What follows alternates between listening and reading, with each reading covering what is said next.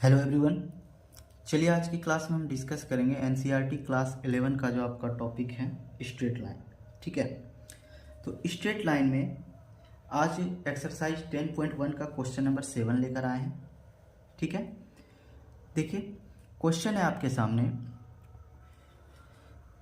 Find the slope of the line which makes an angle of 30 degree with the positive direction of Y axis measured anticlockwise. देखिए इस question में एक बात तो ये है कि वाई एक्सिस के साथ पॉजिटिव डायरेक्शन में जो है एंगल क्रिएट हो रहा है और वो एंटी क्लॉकवाइज होता है।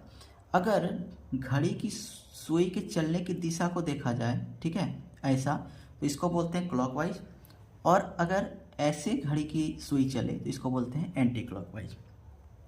अब यहाँ पूछा है slope of the line which makes an angle of 30 degree with the positive direction of Y axis. तो देखिए ये पॉजिटिव डायरेक्शन है वाई एक्सिस का, इसके साथ अगर एंटी क्लॉकवाइज है और ऊपर से 30 डिग्री का एंगल बनाता है तो सबसे पहले हम एक स्लोप कंसीडर करते हैं।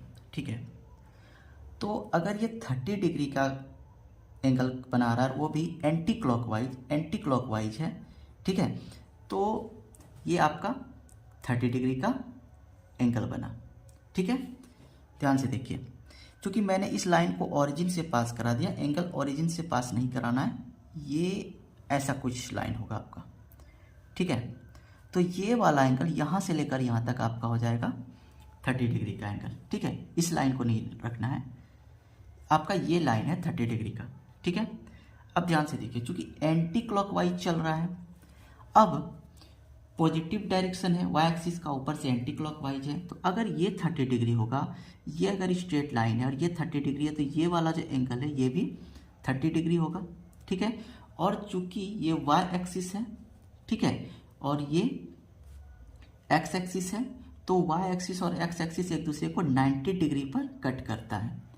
तो अगर इस फिगर को खूब अच्छे तरीके से अगर समझना हो तो ये देखिए, ये मैंने फिर से एक लाइन बनाया और ऐसा कोई लाइन आपका पास कर रहा है।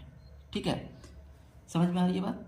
तो अगर ऐसा कोई लाइन पास कर रहा है तो यहाँ एक छोटा सा ट्रायंगल बन रहा है। उसी तरीके से यहाँ अगर